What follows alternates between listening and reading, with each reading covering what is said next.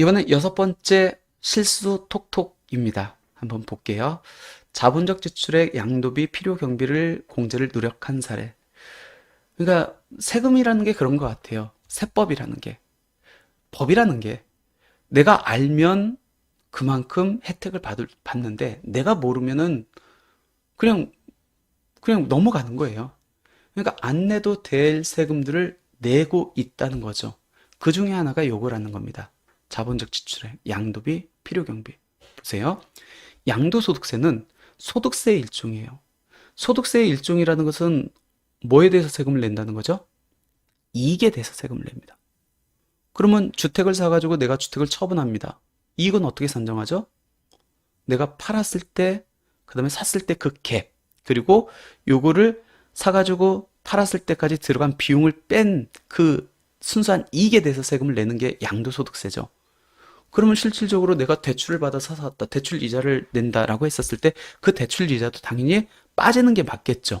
왜? 순수한 이익을 산정하려면 들어간 모든 비용이 빠져야 되니까. 근데 양도소득세는 조세정책 목적이 강한 세금이기 때문에 그렇게 들어간 모든 비용을 빼주면은 이게 너도 나도 대출 받아가지고 집을 삽니다. 그러니까 정책 목적으로 막아놨어요. 그래서 양도소득세, 양도 차익을 산정하는 데 있어서 법에서 인정되는 이런 경비만 빼줄게 라고 이제 정해놨습니다. 그게 이제 자본적 지출의 양도비라는 겁니다. 보통 이런 걸 많이 이제 할 겁니다. 주택을 취득해가지고, 그러니까 확장공사 하죠. 샤시 공사합니다. 그 다음에 도배, 장판, 뭐 욕실, 타일 다 바꿉니다. 그리고 팔 때 중개수수료 냅니다. 그 주택을 양도합니다. 그럼 이제 양도세 신고를 해야 됩니다. 내가 비과세 대상이 아닌 이상. 그러면 그동안 들어갔던 모든 비용이 다 빠지는 건 아니고 이 비용 중에서 법에서 열거한 비용만 빠지거든요. 그 대표적인 게 확장공사입니다. 샤시공사, 난방시설 교체 비용, 중개수수료 이런 것들은 다 빠져요. 근데 많이 실수하는 게 뭐냐면 넣어서는 안 되는데 반영해서 신고하는 분들이 뭐냐면 이자 비용, 그 다음에 도배장판. 왜 확장공사는 되고 도배장판은 안 됩니까? 조금 법률적 용어인데 확장공사는 주택의 가치를 증가시키는 비용이래요. 이거를 이제 조금 전문 용어로 자본적 지출이라고 하거든요. 도배장판은 이 주택을 유지하기 위해서 들어간 비용이래요. 가치 증가하고는 상관이 없대요. 그러니까 수익적 지출이라고 하거든요. 그래서 자본적 지출은 인정이 되는데 수익적 지출은 인정 안 할게. 그래서 도배, 장판, 타일, 북박이장 뭐 이런 것들 다 안 됩니다. 그러니까 우리가 인테리어를 했다라고 했을 때 딱 되는 거는 두 가지만 생각하면 돼요. 확장공사, 샤시. 나머지는 거의 다 안 된다. 이렇게 보시면 될 것 같습니다. 근데 이런 경비조차 필요 경비에서 반영될 수 있는데 이런 경비가 필요 경비로 반영되는 줄 모르고 양도세 신고할 때, 특히 이제 본인들이 신고할 때, 세무사님들을 통해서 신고하면은 뭐 다 반영해 주겠지만 본인 스스로 신고할 때 빠뜨리던 경우가 있습니다.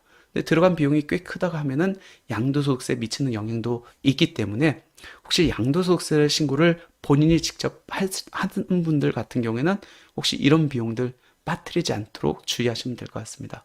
어떤 비용이죠? 샤시, 난방시설 교체, 확장공사, 중개수수료. 이 중개수수료는 당연히 취득할 때, 팔 때. 심지어 양도세 신고를 세무사님들한테 의뢰하면 비용 들어가죠. 그 신고 비용까지 반영될 수 있다라는 겁니다. 그래서 주택의 취득가액 외에도 자본적 지출에 양도비에 해당하는 비용이 들어갔다고 하면은 이거 공제 꼭 받도록 신경 써야 된다라는 겁니다. 그럼 문제는 그거죠. 저 들어갔는데 증빙이 없어요. 저 인테리어 했는데 아무 증빙도 없습니다. 법적 증빙, 즉 세무서에서 확인할 수 있는 세금계산서, 계산서, 현금 영수증, 뭐 신용카드 영수증 이런 것 있으면은 되겠지만 이런 게 없다. 근데 금융자료는 있습니다. 그런 경우도 적용받을 수 있습니까?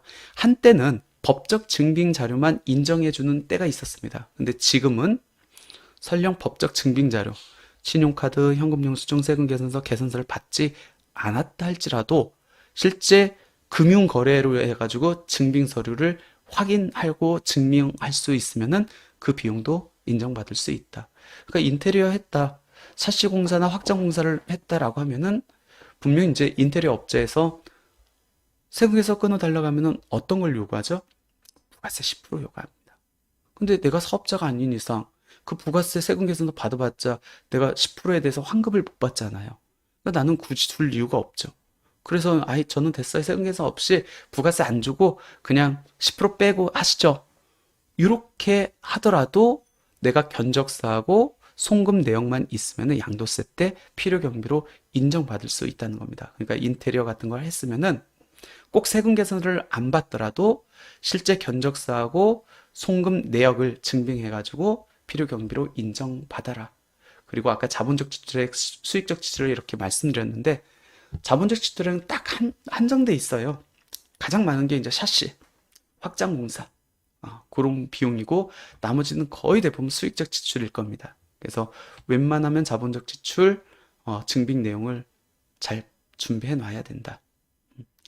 그리고 양도비에 대해서는 가장 많이 들어가는 게 중개수수료겠죠. 그리고 양도세 세무사님들한테 의뢰할 때 부가세 안 줄, 그 세금에서 안 끊어도 되니까 현금영수증 안 끊어도 되니까 그냥 부가세 없이 뭐 30만 원에 합시다.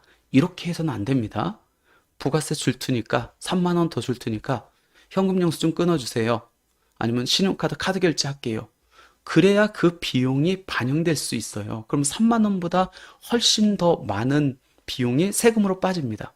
그렇기 때문에 현금 영수증 꼭 받아가지고 그 비용도 그 신고 비용도 필요 경비로 반영을 해달라라고 꼭 하시기 바랍니다.